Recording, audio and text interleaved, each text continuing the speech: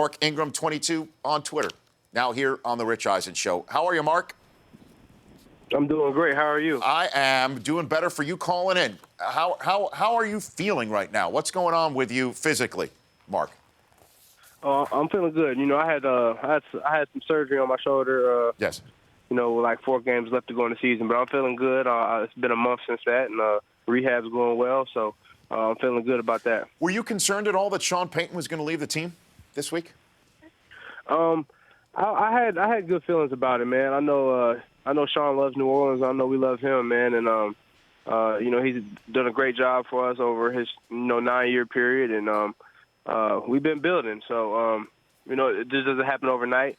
And, you know, we believe in him, he believes in us, and we believe we're going to have a shot at this thing. You know, we just got to get some things together. So the fact that he might have been kicking the tires on an idea of another spot, even though he said it never really came to that, that's not of any concern to the team, you think?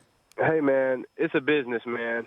Players understand that more than anybody. And coaches, you know, it's the same thing for coaches. It's a business. So at the end of the day, you have to check out, you know, your options, whatever's best for you. But we're glad he's here. That's the bottom line. We're glad he's staying as Saints coach. I hear you. And what are you hearing about Drew Brees and his return? It's not because the team wouldn't want him. It's just the price tag that's going on right now might be difficult to figure out with the math. What do you think about that, Mark? I know. Drew has said that he doesn't see himself, you know, playing anywhere but here. I know he wants to finish his career out here. So I don't know what has to be done or what they have to work out, but I'm sure, you know, Mickey and Sean and Drew, I'm sure they'll all, you know, put their heads together and figure out a way to make the thing happen. Mark Ingram joining me here on the Rich Eisen Show. Did the departure of Jimmy Graham, was that a difficult adjustment this year that maybe took much of the year to figure out at all, Mark? Jimmy's an amazing player, man. He was our lead receiver for, you know, several years, and, you know, one of the best tight ends in the league for sure. You know, it definitely is. It's not easy losing a guy like that who's contributed an extreme amount to the team and to the program. But you know, we had guys all over the field stepping up, trying to pick up his slack. You know, Benjamin Watson, he had an amazing season for a tight end. He had a career year for himself. Brandon Cooks, Willie Snead. You know, we just had guys all over the field trying to step up and you know, make their presence felt. Because definitely, you know, it's definitely hard to fill a void left by Jimmy Graham. Mark Ingram joining me here on the Rich Eisen Show, the MVP of the BCS National Championship game in 2010, Heisman Trophy winner, first player from Alabama to win a Heisman. When I read that, I thought, did Forrest Gump not win the Heisman, Mark? I didn't know that. I thought he did. Hey, I thought he did, man. I know Forrest was running through everybody for Alabama. Yeah. So I was surprised when I was the first one, man. Yeah, I thought he did for Bear Bryant back in the day, but you were the first one. I could have swore he did. That's right. You were the first one. What about... Maybe we have to check the film again. I know. Let's check that movie. I haven't seen it in a while. What about the latest? What about the latest Heisman Trophy winner from Alabama? What's your connection with Derrick Henry? How much do you have in contact with him?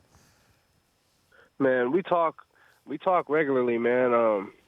Ever since he was a freshman, I remember when TJ was there, and you know, I remember him coming in as a freshman in the bowl game versus Oklahoma and running wild, man. Even though we lost, he still had a good game. So, you know, ever since then we've been, you know, talking here and there. But ever since, you know, this year, and he's really been strong up for the Heisman contention, we've been in touch a lot more. You know, just trying to encourage him, be there for him any way he needs me. So he could reach out to me whenever. I'm there for him.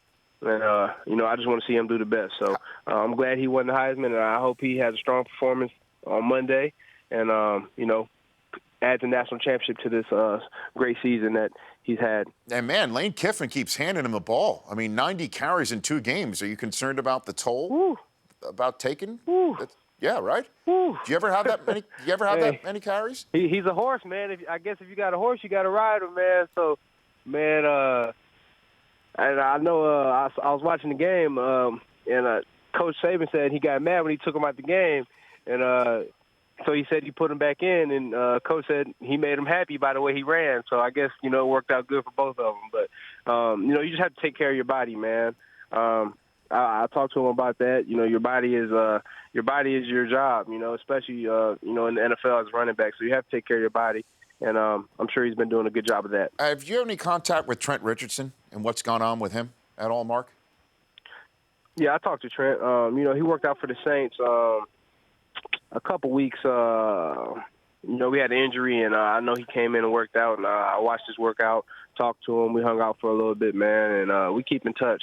But you know, he's one of the most explosive athletes I had seen. You know, when we were out at Alabama together, and I'm just wishing the best for him. I know he's working hard, and I'm sure when he gets his next opportunity, he'll take complete advantage of it. And Eddie Lacy, he's got a pretty big football game coming up this weekend in a year that a lot of people thought he was going to take off in, and it didn't really materialize. What do you think is going on with Eddie Lacy, Mark? I think Eddie's a great back, man, and you know, people were saying this and saying that, and, you know, who knows, but I know a couple games I did watch him. He went for over 100 yards. He had nice receiving yards, and they're going to need him. He's a huge part of that offense, and if he and for them to make a run at the playoffs, I mean, for them to make a run at the Super Bowl, they're going to need Eddie, and you know, I know he's going to be ready. I know he's going to perform well. It's just who he is, man. He's a hard worker, and he pushes through adversity, man. So I'm rooting for Eddie all day. Mark Ingram here is part of also the Capital One Cup, which we're going to get to in a second. Do you think Nick Saban would be successful if he decided to take one more shot at the NFL, knowing what it takes in the NFL, coaching and things of that nature, and his style? What do you think of that? I think he would have a shot. I think the main thing is you have to have in order to win in the NFL, you have to have a quarterback, man. So first things first, I think, you know, if he went somewhere with a franchise quarterback, a good quarterback, I think he'd have a good chance, you know. His coaching style, he demands perfection, but I think his best is in college, man, because you get these young kids out of high school, and he demands perfection. He pushes you hard, and, you know, it's a little different in the pros, but I think his style is very suited towards young men, helping them become better players, helping them become better men in life and society. And he just does a great job of that, man. And, you know, he's had a lot to do with the success I've had in college and even into the pros, man. So I keep in touch with him. I talk to him all the time, and he's just a great guy and even better coach. Well, part of the reason why he's helped you have success in the pros is because he chose Dante Culpepper over Drew Brees maybe years ago, Mark. You know what I mean? Yes, it's kind of funny how things go around like that, huh? Yes, it does. He might still be in Miami coaching. He might still be a Dolphins head coach if he had Drew, you know? It is true. And what do you think of A.J. McCarron's shot Saturday night, Mark? You have a lot of being made about his opportunity here. A.J., the moment's never too big for him, man. He takes advantage of all his opportunities. I'm very happy how he's responded to, you know, having to step in and be starting QB for that team. And I'm sure he's preparing. I know he is. That's just who AJ is, man. He prepares and he goes out there and you know, executes, man. And that's just what he's done. He's done that for Alabama, and I don't see anything else happening this weekend when he has to go out there. I mean, yeah, when he has to play in these playoffs, I believe he's going to do well. Yep. You know, he's got a big opportunity right there on Saturday night against the Pittsburgh Steelers. Let's talk about the Capital One Cup that you're part of. The award that recognizes the best men's and women's D1 athletic program in the country, giving out a combined $400,000 in student athlete scholarships. How'd you get fixed up with these folks, Mark? Man, they're doing such a good job in supporting college athletics as an official college football playoff partner, man, and just for them to recognize the best men's and women's programs and to give $400,000 in student athlete scholarships, man, I'm excited to partner with them. I received an athletic scholarship myself from the University of Alabama, so I know whoever wins those Capital One Cups, I'm sure those athletes are extremely excited and appreciative of Capital One for you know, blessing them with that opportunity. And I think the Capital One Cup is just a great thing, and I'm glad to be partnering with them.